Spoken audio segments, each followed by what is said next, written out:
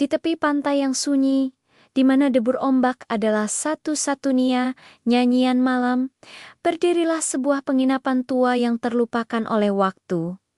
Seaside Inn namanya. Bangunannya rapuh, cat dindingnya terkelupas dimakan usia, dan setiap sudutnya seolah menyimpan cerita yang enggan terucap. Namun, bukan keindahan laut yang membuat tempat ini melegenda, melainkan sebuah kamar. Kamar nomor 7. Kamar itu tak pernah disewakan. Penjaga penginapan, seorang pria tua yang sudah puluhan tahun mengabdi di sana, selalu berkata bahwa setiap malam ia mendengar suara aneh dari kamar itu. Langkah kaki samar, padahal pintunya terkunci. Dan kuncinya selalu tergantung rapi di meja resepsionis. Terkadang terdengar ketukan pelan di dinding, seolah ada yang ingin menyapa. Namun, setiap kali diperiksa, kamar itu selalu kosong, senyap, dan dingin.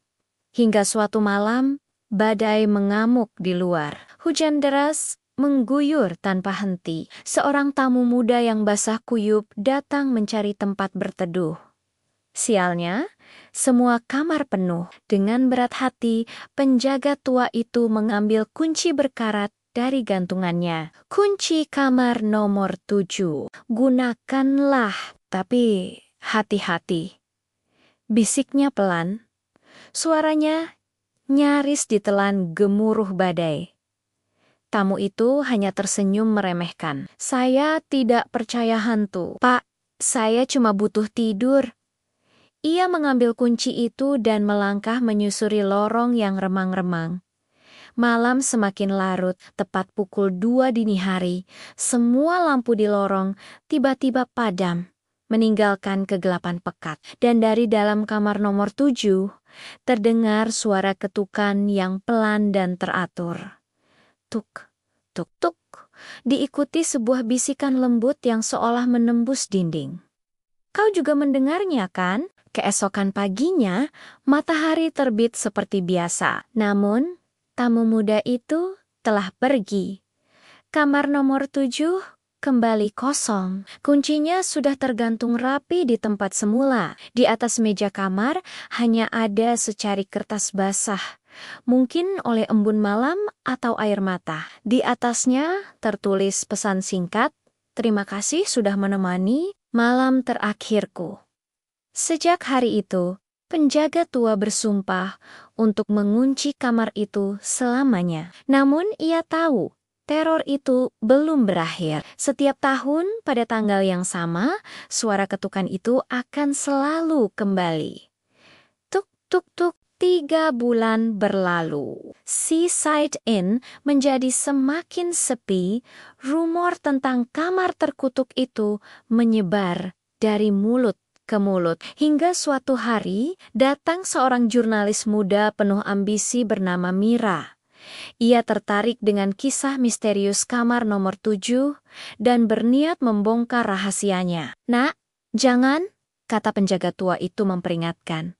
Kamar itu sudah dikunci selamanya, dan kuncinya hilang. Tapi Mira, dengan rasa penasaran yang membara, hanya tersenyum tipis. Kalau kuncinya hilang, kenapa pintunya bisa terbuka setiap malam? Pertanyaan itu membuat penjaga terdiam. Malam itu, Mira tak gentar. Ia menyiapkan kamera kecil di depan pintu kamar nomor 7, bertekad merekam apapun yang terjadi. Jarum jam terus berputar. Pukul 2:05 dini hari, udara di lorong tiba-tiba menjadi sangat dingin, menusuk tulang. Dari balik pintu, terdengar lagi ketukan yang sama. Tuk, tuk, tuk. Kali ini, knob pintu berputar perlahan dengan sendirinya. Pintu itu terbuka, mengeluarkan hembusan angin dingin yang membawa bau laut yang tajam dan amis. Mata Mira terpaku pada lantai. Sesuatu berkilauan di sana. Sebuah kunci kuningan yang basah. Saat Mira membungkuk dan memungutnya, kamera di tangannya tiba-tiba bergetar hebat. Dari speaker kecil kamera, terdengar suara bisikan perempuan yang lembut dan penuh terima kasih. "Sudah mengembalikan kunciku, Keesokan harinya, penjaga tua menemukan kamera Mira tergeletak di depan kamar nomor 7 yang kembali terkunci rapat. Rekaman terakhir hanya memperlihatkan pintu kamar yang menutup perlahan dengan sendirinya. Diikuti suara ketukan 3 kali sebelum semuanya menjadi hitam. Dan kunci kamar nomor 7, kunci itu kembali tergantung di meja resepsionis, basah, dingin, dan diam. Mira tak pernah terlihat lagi.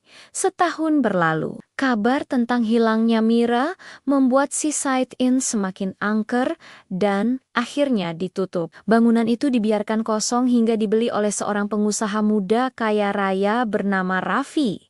Ia punya rencana besar merenovasi total penginapan itu dan mengembalikan kejayaannya. Saat penjaga tua yang masih setia berada di sana memperingatkan agar tidak membuka kamar nomor 7, Raffi hanya tertawa. "Sudahlah, Pak. Zaman sekarang mana ada hantu? Itu cuma tahayul." Tanpa ragu, ia memerintahkan para pekerjanya untuk membongkar paksa pintu itu. Begitu kunci berkarat berhasil diputar dan pintu didorong terbuka, udara dingin yang menusuk langsung menyapu ruangan. Dindingnya lembab dan berjamur.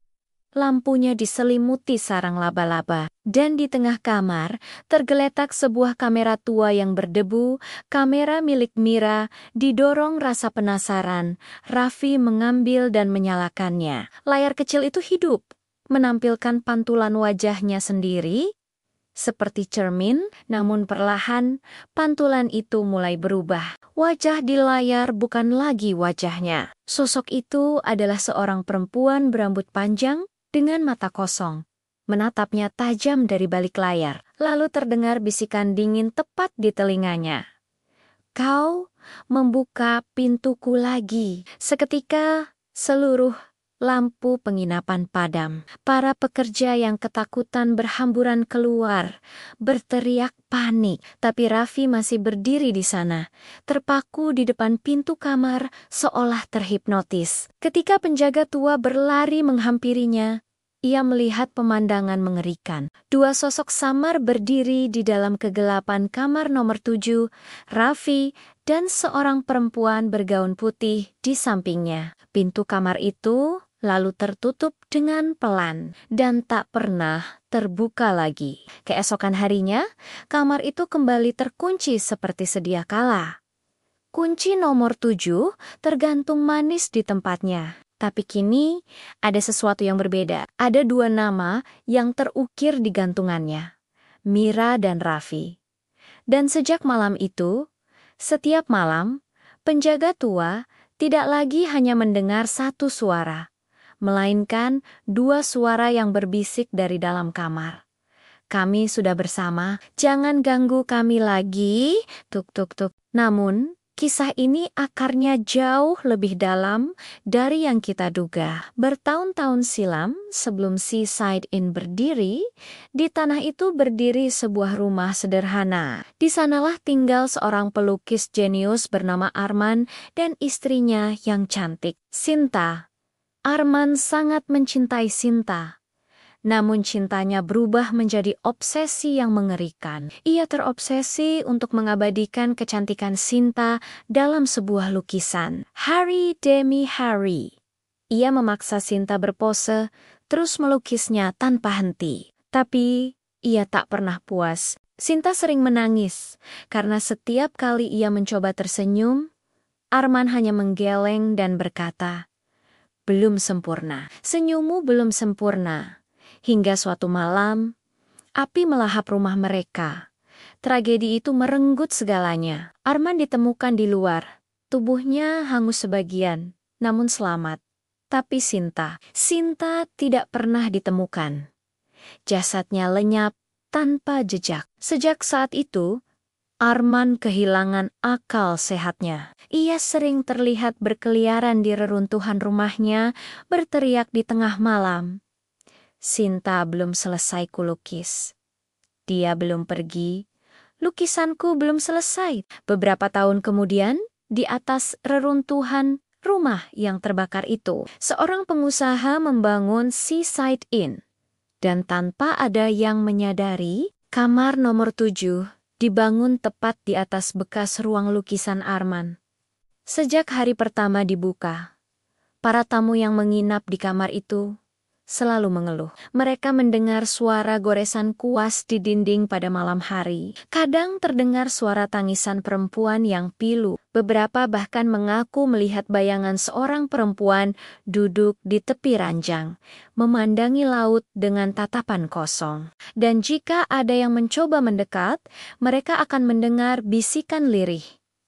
Aku hanya ingin menyelesaikan lukisan terakhirku. Waktu terus berjalan. Penginapan itu akhirnya ditutup total. Bangunannya lapuk dimakan usia, hampir roboh. Sampai suatu hari, datang sekelompok pekerja yang ditugaskan untuk menghancurkan bangunan tua itu. Saat mereka mulai membongkar dinding kamar nomor 7, salah satu dari mereka menemukan sesuatu yang aneh. Ada lapisan cat yang berbeda di balik plester yang sudah usang. Dengan hati-hati, mereka merontokkan lapisan plester itu. Dan di baliknya, muncullah sebuah lukisan besar yang tersembunyi di dalam dinding. Lukisan itu menampilkan wajah seorang perempuan bergaun putih, menatap ke arah laut, dengan senyum yang akhirnya terlihat sempurna. Namun, yang membuat mereka merinding adalah sesuatu di sudut bawah lukisan itu. Ada 3 tanda tangan yang tertulis jelas. Arman, Mira, Raffi.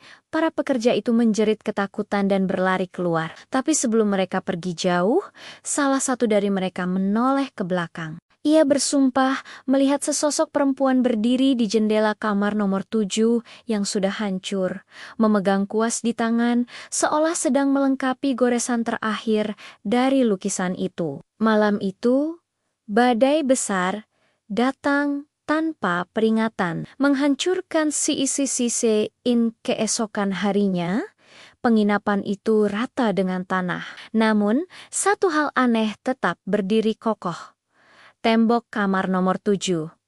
Di tembok itu, lukisan tersebut masih utuh. Tapi kini, ada 3 sosok di dalamnya, berdiri berdampingan dan tersenyum. Arman, Mira, dan Raffi. Di bawahnya, tertulis sebuah kalimat samar yang hampir tak terbaca.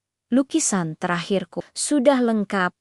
Dan sampai hari ini, orang-orang di sekitar pantai itu berkata, ketika bulan purnama bersinar terang dan cahayanya memantul di permukaan laut, mereka masih bisa melihat cahaya samar keluar dari dinding tua yang sebatang kara itu. Jika kau cukup berani untuk mendekat, kau mungkin akan mendengar suara lembut berbisik dari balik lukisan.